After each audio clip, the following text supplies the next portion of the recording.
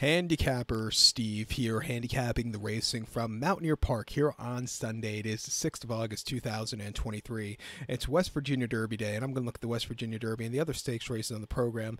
But before I get on to that, remember to please follow me on Twitter at HorseRacingKid5 for more selections for race courses around the world, and I mean around the world. Go check out my Deauville preview for today. It's an excellent race there, the Primo Race de Geese, so I hope you check that out.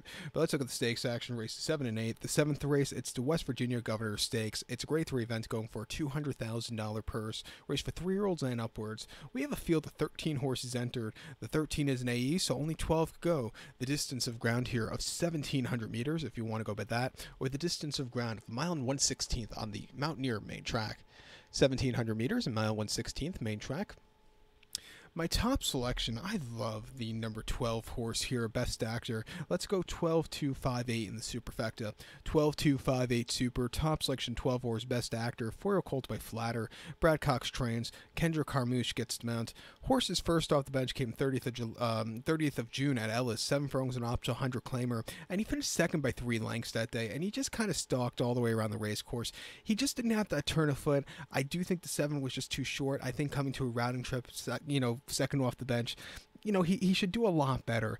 Second off, Brad Cox has good numbers, 27%, so watch out for him here today.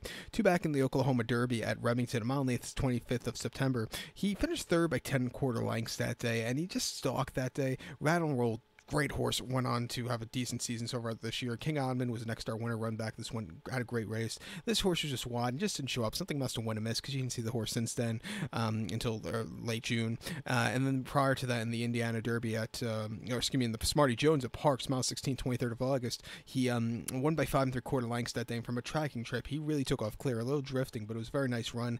And then prior to that now in the Indiana Derby at Indiana over the mile 16th, he finished second by half a length.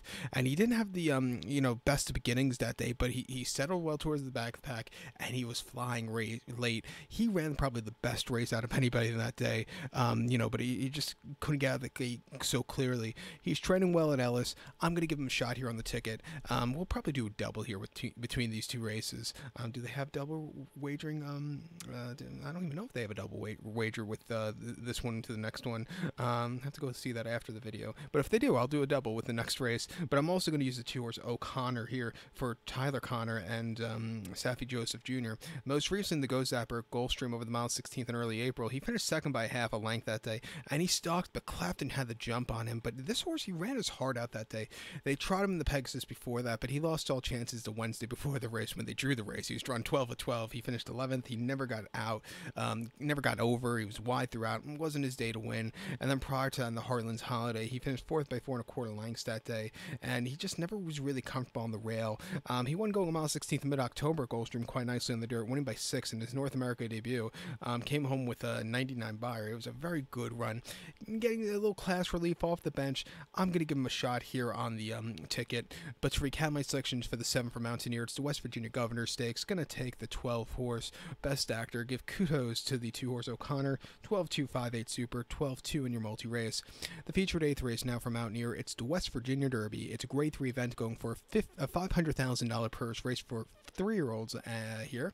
We have a field of 14 horses entered. 13-14 are AEs. Only 12 could go. The distance of ground of 1,800 meters, if you want to go by that, or the mile and 1/8 trip on the Mountaineer main track. 1,800 meters, a mile 1/8 main track.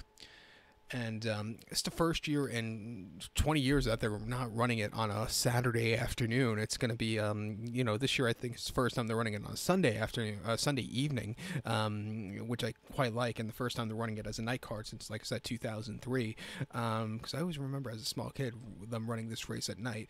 And then when they ran in the afternoon, you saw some good runnings, but it always got lost in the shuffle. And for like the last 10 years, it's always gone off, right with the Whitney at post. So, now they're at their own spot. I think they'll get a good handle on Mountaineer because it's a good card all through and through. So, I like that tonight card, especially on a Sunday night. And my top selection here in the West Virginia Derby, I'm going to go with the 11 horse Raise Cane. I'm going to go 11-9-3-4 in the superfecta. 11-9-3-4 super. Top selection, the 11 horse Raise Cane. 3-year-old colt by Violence. Ben Colbrook trains. Luann Machado gets the mount. The horse's most recent outing came in Indiana on the 8th of July, mile 16th in the Indiana Derby, and he finished second by a nose that day, and he stalked all the way around the race course. He slowly got into it, verifying had the jump on him, but this horse he just missed, but he ran his heart out. He's getting Lasix for the first time.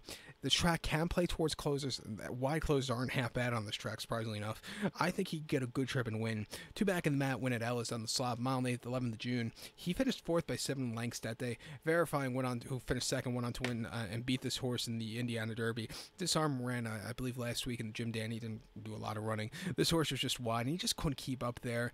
And then prior to that, in the Kentucky Derby at Churchill over the mile and a quarter, he finished 8th by 10 lengths that day. And he just had a very troubled trip going in the first quarter mile. He moved a little bit, but it wasn't anything to call home about.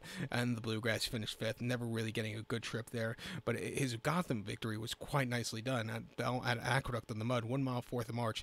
I was there that day. It was absolutely freezing. Who would have thought at Aqueduct I would have been more colder, a lot colder in early March than I was in mid-January. But that's all I remember of Gotham Day. That and this, actually, because I didn't have him. He won by 7.5 lengths. He closed up from nowhere from a stupidly wide poster. Came home with a 90 buyer. That was a very good race for him that day. Came out of nowhere, I thought. And then prior to that, in Leonidas over the Turfway mile, he finished 5th by 7.5 lengths. Never really getting into it. But since the Gotham, he's run these good races. He's run buyer numbers fast enough to win here. He's trading well at Keeneland.